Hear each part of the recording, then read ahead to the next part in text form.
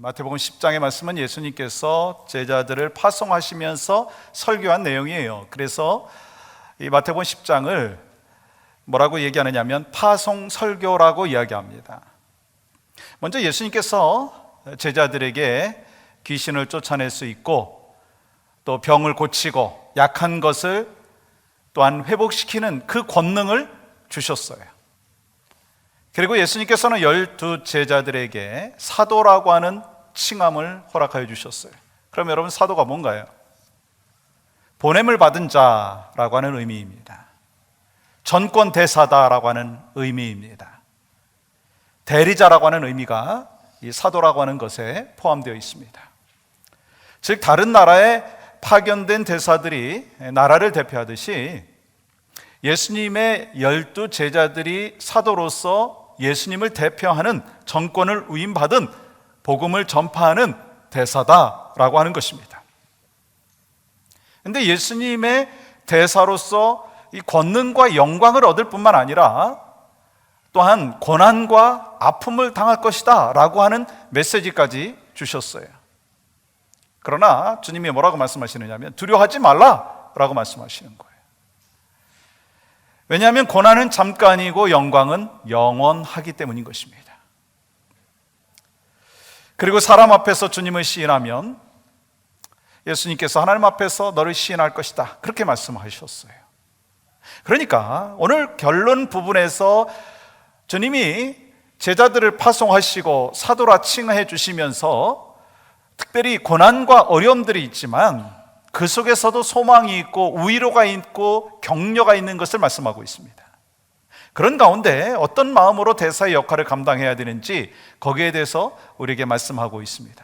20절 보시면 너희를 영접하는 자는 나를 영접하는 것이요 나를 영접하는 자는 나를 보내신 이를 영접하는 것이니라 라고 말씀하셨어요.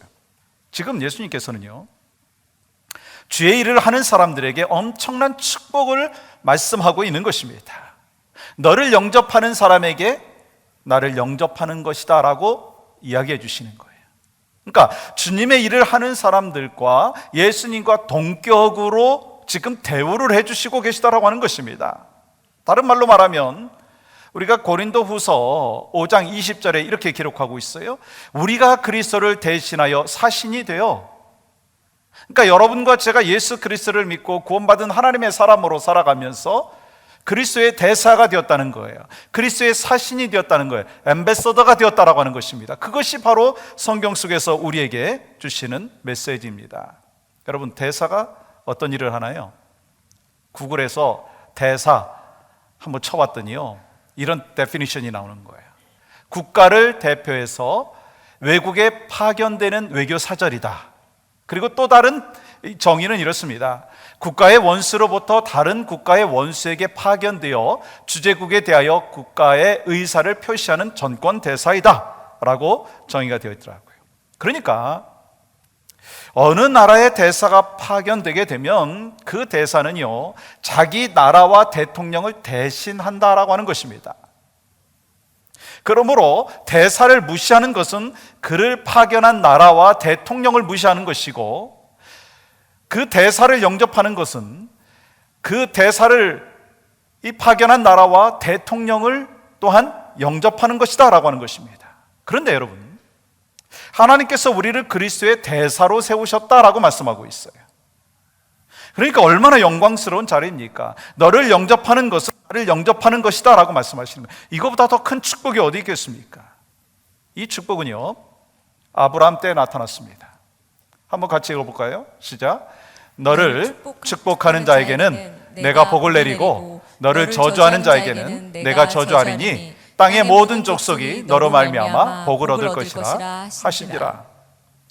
하나님께서 아브라함에게 이 땅에서 전권 대사로 임명하신 것을 보게 됩니다.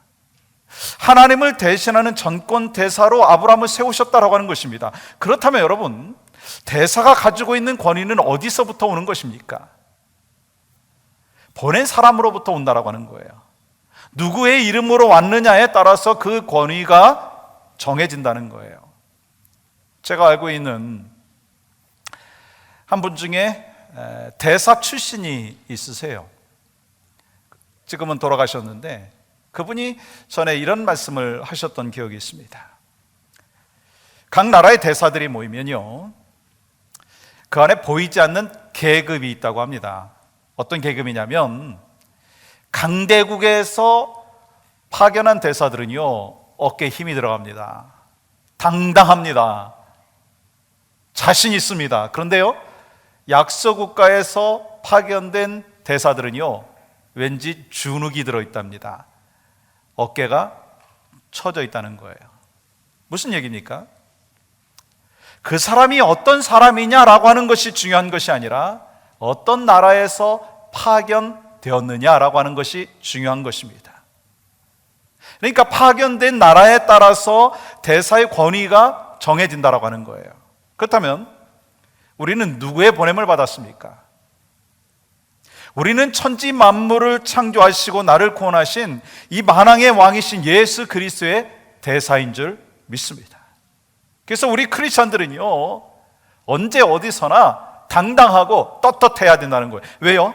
나를 보내신 분을 생각하면 당당하고 떳떳할 수밖에 없다라고 하는 거예요. 여러분과 저의 삶의 모습 속에서 뭐 자신 있다라고 생각을 하지만 왠지 모르게 내 자신을 볼 때 능력이 없다라고 인정하는 것이 사실은 마땅한 일입니다. 때로 지혜도 없습니다.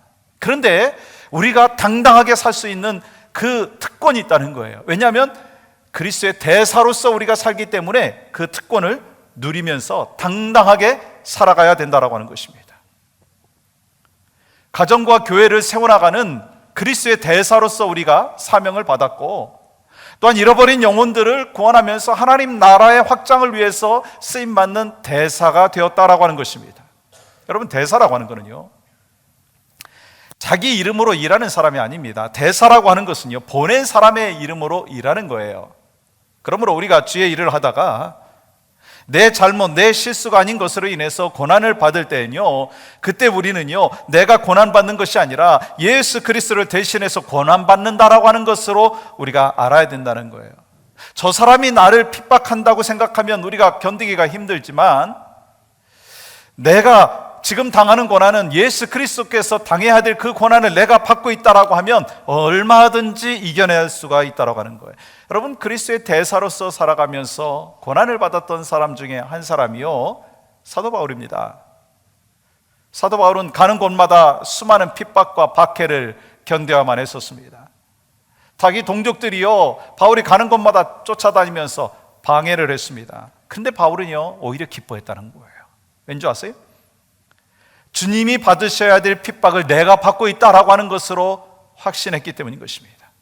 이전에는 내가 주님을 박해하는 사람이었었는데 이제는 주님의 일을 하다가 내가 박해를 받고 있다라고 하면서 본인이 그리스도의 대사의 사명을 올바로 감당하고 있다는 것에 대해서 감사했다는 거예요. 그러면서 이 사도 바울의 일생을 살면서 수많은 고난이 있었잖아요. 그러면서 고난의 신학을 정리를 했어요. 그 말씀이 바로 골로새서 1장 24절입니다. 나는 이제 너희를 위하여 받는 괴로움을 기뻐하고 그리스도의 남은 고난을 그의 몸된 교회를 위하여 내 육체에 채우노라. 지금 내가 당하고 있는 이 모든 고난은 그리스도의 고난에 동참하는 것이다 라고 생각을 하고 믿었다라고 하는 거예요. 그러면서 고난이 있으면 있을수록 영광이 크다, 고난이 있으면 있을수록 면류관이 더 크다라고 하는 것을 분명히 알고 맡겨주신 사역을 잘 감당했다라고 하는 것입니다. 여러분, 우리가 살아가면서 수많은 고난과 또 시험들이 있어요. 근데 하나님께서 우리에게 주시는 이 테스트의 시험도 있고 또 마귀가 주는 템테이션의 시험도 있습니다. 그런데요, 하나님께서 allow 하시고 또한 우리가 당하는 그 시험 가운데는요, 나름대로 하나님의 원칙이 있다고 하는 거예요. 그 원칙이 뭔지 아세요? 같이 한번 읽어보겠습니다. 시작. 사람이 감당할 시험 밖에는 너희가 당한 것이 없나니 오직 하나님은 미쁘사 너희가 감당하지 못할 시험 당함을 허락하지 아니하시고 시험 당할 즈음에 또한 피할 길을 내사 너희로 능히 감당하게 하시느니라. 아멘. 그렇기 때문에 여러분 갈라디아서 말씀에 보면 바울이 갈라디아 교인들에게 진심으로 감사의 고백을 하는 것을 보게 됩니다. 어떤 감사의 고백인 줄 아세요? 갈라디아서 4장 14절에 보시면 나를 하나님의 천사와 같이 또는 그리스도 예수와 같이 영접하였도다 라고 이야기하고 있어요. 여러분 성경학자들에 의하면 사도 바울은 외모가 정말 별 볼 일 없답니다. 키도 작았죠. 그리고 항상 눈병이 있어서 눈을 떴는지 안 떴는지 모를 정도였답니다. 그리고 말주변이 없어가지고 그렇게 유창하지 못한 그러한 전도자의 삶의 모습도 있었습니다. 그러니까 여러분 갈라디아 성도들이 이 사도 바울을 보면서 외적인 부분 그것을 봤을 때는요 존경할 수 있지 않았었습니다. 그런데 오늘 성경의 말씀에 보니까 갈라디아 성도들이요 바울을 향하여 어떻게 영접했느냐라고 하는 것입니다. 하나님의 천사처럼 영접했다는 거예요. 여러분 그리스도 예수와 같이 영접했다는 거예요. 왜 그랬을까요? 사도 바울의 겉모습이 아니라 그가 갖고 있었던 능력이 아니라 그에게 갖고 있었던 그의 복음의 열정과 하나님의 귀한 사랑을 그들이 발견했기 때문에 예수 그리스도를 영접하듯이 사도 바울을 영접했다라고 하는 것입니다. 이것이 바로 예수님의 제자들이 세상에 살아가면서 그리스도의 대사들이 세상에 살아가면서 받게 되는 상이라고 하는 것입니다. 그러므로 주님의 일을 할 때는요 어려운 일을 할 때에도 주님을 생각하고요 기쁜 일을 할 때에도 주님을 생각해야 된다는 거예요. 그것이 바로 그리스도의 대사의 삶의 모습이라는 것입니다. 최근에 베트남에서 이 박항서 효과로 인해서 선풍적인 바람이 불고 있다는 것을 우리 모두가 잘 알고 있을 것입니다. 그는 축구계 지도자로서 명예를 높였을 뿐만 아니라 한국과 베트남 사이에 정치, 경제, 문화까지도 큰 공헌을 사실 지금 하고 있습니다. 그래서 박 감독이요 베트남에서 국민 영웅이 됐다는 거예요. 그 인기가 어느 정도냐면 베트남 공항에 가면 박항서 감독의 사진이 대문짝만하게 걸려 있답니다.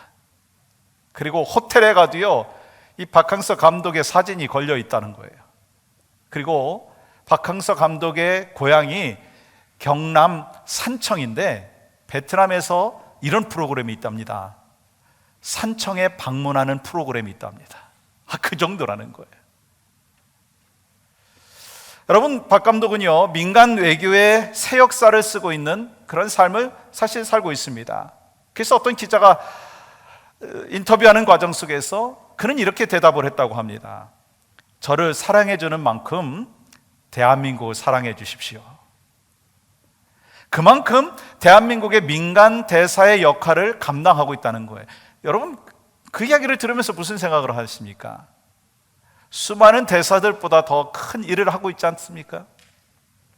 특별히 그는 축구 경기에서 승리한 후에 항상 감사의 기도를 잃지 않는다는 거예요. 그래서 하나님께 영광을 돌리는 독실한 크리스찬으로 사람들이 인식을 해가지고요 선교에도 많은 긍정적인 영향력을 끼치고 있다고 하는 것입니다. 그래서 사회주의 국가이기 때문에 이 선교가 쉽지 않고 한인교회에 대해서도 제재가 많이 있었는데 그 제재가 많이 완화가 되었다는 거예요. 전에는 이 사회주의 국가인 베트남 정부에서 전도 집회를 허용을 하지 않았는데 얼마 전에는 2만 명이 넘는 기독교 전도 집회가요 베트남 정부로부터 허용이 되었다는 거예요. 여러분 한 사람으로 인해서 한 나라의 정치와 경제와 문화와 선교에 이 긍정적인 영향력을 끼치는 것 우리가 분명히 기억해야 된다는 거예요. 그런데 항상 긍정적인 것만 있는 것이 아닙니다. 제가 2007년에 동부에서 공부를 할 때 버지니아, 센트럴 버지니아에서 살았었는데 거기서 1시간 정도 떨어진 곳에 버지니아 텍이 있었어요. 근데 어느 날 이 뉴스에서 막 대단한 방송이 나왔었어요. 한인 학생 조승이라고 하는 그 학생이 그 학교 캠퍼스에서 총을 쏴가지고요 33명이 그 자리에서 죽었습니다. 그러면서 어떤 일이 나타나느냐면 내가 한인이라고 하는 것에 대해서 부담이 되는 거예요. 미국 사람들이 그 한 사람으로 인해서, 잘못된 한 사람으로 인해서 나까지도 네거티브 영향력을 받는다라고 하는 것입니다. 여러분, 그런 면에서 보면 미국에 살고 있는 여러분과 저는요, 한국에서 미국으로 파송한 대사라고 하는 거예요.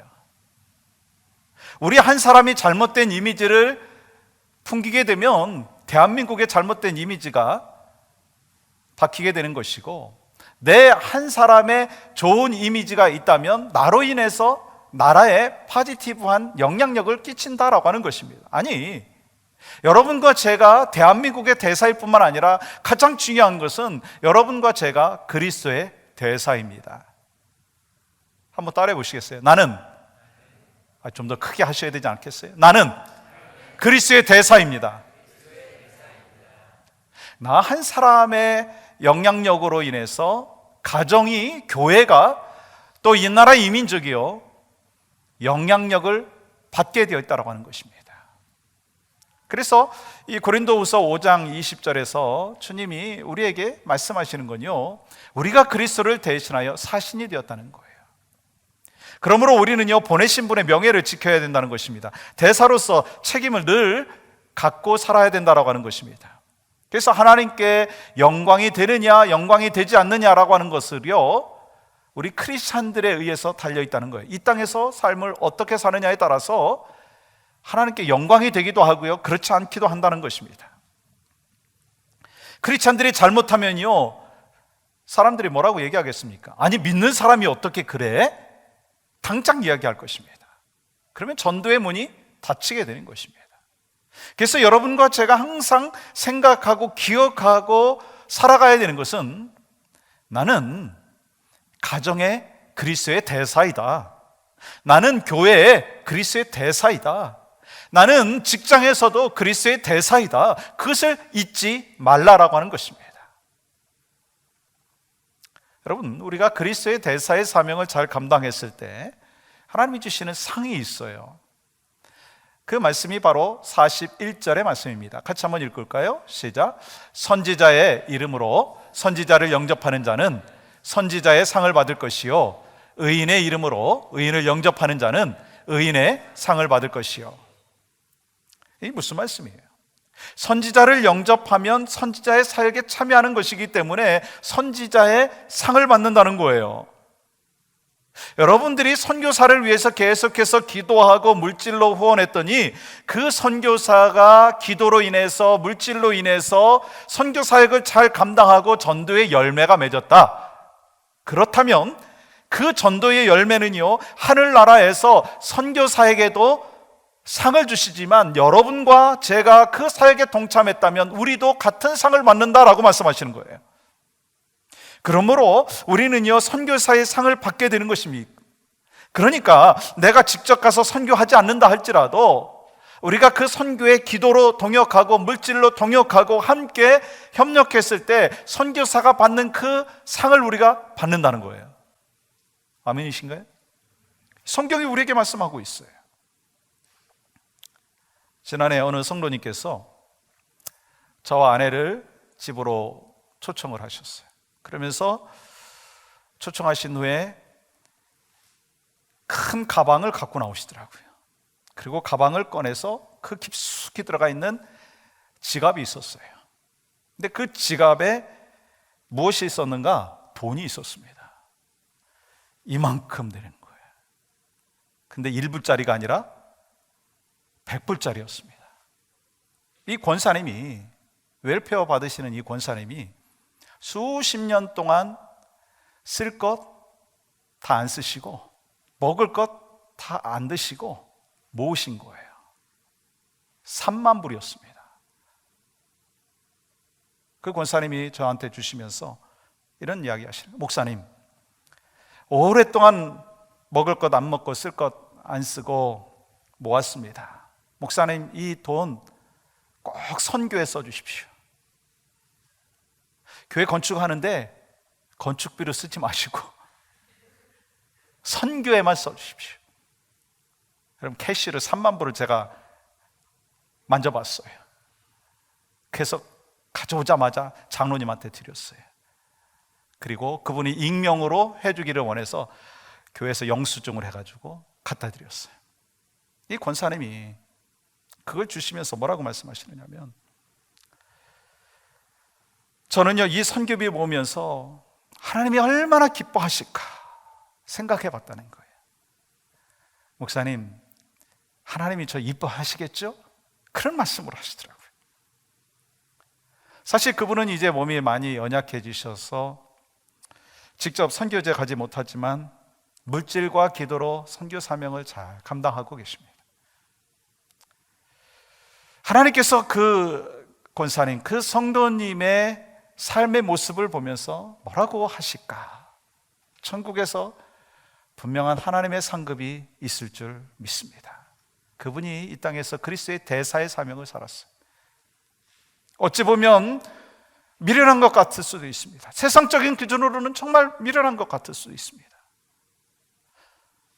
이 3만 불을 모으기 위해서 그분이 제대로 쓰지 못하시고 먹지 못하신 그 세월을 보면, 세상적인 기준으로 보면 너무나 미련해 보일 수도 있지만, 그러나 그분의 신앙의 고백 속에는 내가 이렇게 해서라도 그리스도의 대사의 사명을 감당하고 내가 이렇게 해서라도 선교사의 사명을 감당해야 되겠다, 그 마음을 가지신 거예요.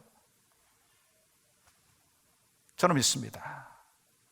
그 권사님도 선교지에서 수십 년 동안 헌신하고 충성한 그 선교사들의 그 상급과 같은 놀라운 상급이 그 권사님에게 있을 줄 믿습니다. 그게 바로 그리스도의 대사의 사명이라는 거예요. 제가 지난해 담임 목사 칼럼 중에 이런 내용이 있었습니다. 한 마을 한 우물이라고 하는 칼럼이 있었습니다. 우리 교회 한 장로님께서 우리 교회 이름으로 아프리카 차드에 한 마을에 우물이 없었는데 우물을 파주셨다는 거예요. 3,500불을 들여서 우물을 파주셨어요. 우물이 없을 때는 그 동네 아이들이 계속해서 하루에 몇 마일을 물을 기르러 왔다 갔다 했어야 되는데, 이제 이 장로님을 통해서 헌금이 되고 또 선교사님이 우물을 파게끔 그렇게 사용을 하셨어요. 그래서 한 마을에 우물이 생기니까요, 어떤 일이 벌어지겠습니까? 온갖 채소와 곡식들이요 풍성하게 자라는 것을 볼 수가 있었습니다. 여러분, 이 마을에, 차드의 한 마을에 살고 있는 그 사람들이 물을 마시면서 야채를 먹고 곡식을 먹으면서 무슨 생각을 했을까요? 우리를 위해서 후원해 주신 그 후원자와 선교사님을 생각했을 거예요. 그리고 그 선교사님이 전하는 그 복음의 메시지를 들으면서 예수 그리스도를 생각하고 예수 그리스도를 영접하고 하나님의 귀한 자녀가 되는 축복이 있은 줄 믿습니다. 여러분, 그렇다면 선교사님과 또한 그 물질을 후원한 그 장로님은요, 함께 선교 사역에 동참한 것이고 선교사에 또한 상급이 있을 줄 믿습니다. 뿐만이겠습니까? 어저께 우리가 선교 다녀왔어요. 새벽에 일찍 떠나서 밤늦게 오셨어요. 저도 갔습니다. 근데 저는 갔다가 일찍 돌아왔어요. 60여 명의 목회자와 사모들이 1:1 제자 성경 공부를 배우기 위해서 몰려들었고 함께 교육을 했어요. 또 어린이 사역도 하고 전도 사역도 하고 안경 사역도 하고 또한 이발 사역도 하고 여러 가지 이 사역을 하는데, 저는 분명히 깨닫고 믿었습니다. 바로 이곳에 있는 분들이 그리스도의 대사이다. 또 한 가지 믿었습니다. 어떤 분은 이 책갈피 전도지를 만들어주신 분도 계세요. 저는 그분이 그리스도의 대사라고 믿습니다. 또 함께 기도해 주신 분들이 계세요. 물질로 섬겨주신 분들이 계세요. 저는 그분들이 그리스도의 대사인 줄 믿습니다.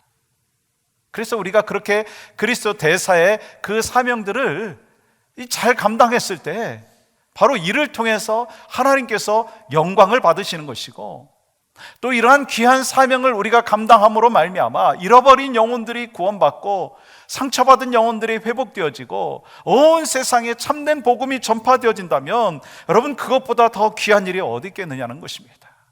우리는 분명히 믿습니다.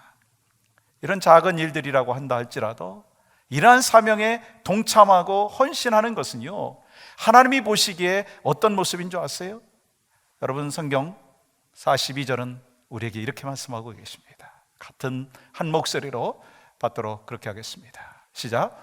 또 누구든지 제자의 이름으로 작은 자 중 하나에게 냉수 한 그릇이라도 주는 자는 내가 진실로 너에게 이르노니 그 사람이 결단코 상을 잃지 아니하리라 하시니라. 아멘. 여러분, 왜 상을 이야기하면서 냉수 한 그릇을 말씀하시느냐는 거예요. 여러분, 냉수 한 그릇은 누구든지 할 수 있는 것입니다. 누구든지 나눌 수 있는 것입니다. 그러니까 작은 일이라 한다 할지라도 예수 그리스도의 대사의 역할을 감당하면 상을 주신다는 거예요. 하나님의 일이라고 하는 것은요, 큰 일뿐만 아니라 작은 일이라 한다 할지라도 그리스도의 대사로서의 사명을 감당함으로 하나님 앞에 기쁨이 되어진다라고 하는 것입니다.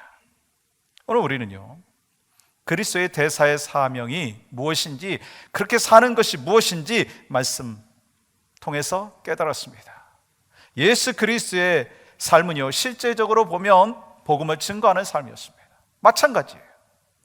우리가 그리스도인이 되었고 하나님의 자녀가 되었다면 예수님이 그렇게 사셨듯이 우리도 복음 증거자로 살아야 된다라고 하는 거예요. 모두가 신학교 가야만이 그리스도의 대사의 역할을 감당하는 거 아닙니다. 누구든지 다 목회자가 돼야만이, 선교지에 꼭 나가야만이 그리스도의 대사의 역할을 하는 것이 아니라고 하는 것입니다. 자기에게 주어진 자리에서 하나님께서 맡겨주신 사명들을 감당하면 그것이 하나님 앞에 영광이 되는 것입니다. 제가 알고 있는, 당시에는 집사님이었고 지금은 장로님이신데 그분이 약사하세요. 근데 대학생 때 하나님 앞에 헌신을 했어요. 어떤 헌신이었냐면 선교사로 헌신을 하셨어요. 근데 자기 와이프도 허락도 안 되고 본인도 여러 가지 환경 속에서 선교지로 나가지 못하는 그러한 상황이 되신 거예요. 그러면서 마음속에 계속해서 부담이 있는 거예요. 나 하나님 앞에 선교사로 헌신했는데 내가 지금 여기서 뭐 하는 건가? 근데 하나님께서 그에게 깨달음을 주셨어요. 교회에서 그 집사님에게 선교 사역 팀장을 맡겨주셨어요. 그러면서 선교 사역 팀장 중에서도 이 멕시코 1일 선교 담당하는 팀장으로 맡겨주셨어요. 그러니까 그 집사님은요, 그때 하나님께서 주시는 메시지가 있었다는 거예요. 그래, 내가 풀타임으로 선교 사역을 감당하지 못한다 할지라도 나의 상황 속에서, 내 환경 속에서 최선을 다하고 선교 사역을 감당하면 이것이 하나님 앞에 영광이 되는 것이다. 그러면서 선교 사역을 위해서 물질로 헌신하고 사람들을 동원하고 그래서 귀한 사역을 감당하는 믿음의 종이 되었습니다. 지금도 그분은 계속해서 선교 사역을 감당하고 계세요. 그러므로 우리는 어디서 무엇을 하든지 그리스도의 대사라고 하는 것을 기억해야 합니다. 여러분은 직장에서도 그리스도의 대사이시고요, 가정에서도요 그리스도의 대사예요. 교회에서도 그리스도의 대사입니다. 여러분, 그리스도의 대사는요 그리스도를 대신한다고 했잖아요. 그러니까 내 생각과 내 말이 나오는 것이 아니라, 내 행동이 나오는 것이 아니라, 주님이라면 어떻게 말하실까? 주님이라면 어떻게 생각하실까? 주님이라면 어떻게 행동하실까? 그대로 삶을 산다면 우리는 그리스도의 대사의 사명을 감당하는 줄 믿습니다. 그래서 우리가 이 땅에 살면서 너무 큰 일을 생각하지 않았으면 좋겠어요. 자그마한 부분부터 내가 그리스도의 대사의 사명을 감당하겠습니다 라고 하는 거예요. 우리 교회가 크지 않아도 돼요. 적은 교회, 그렇지만 건강한 교회로 하나님 앞에 영광을 올려드릴 수 있는 축복의 통로가 된다면 그것보다 기쁜 일이 어디 있고, 그리스도의 대사의 사명을 감당하는 그 축복이 어디 있겠습니까? 여러분과 제가 그러한 그리스도의 대사의 사명을 감당할 수 있기를 주님의 이름으로 간절히 축복합니다.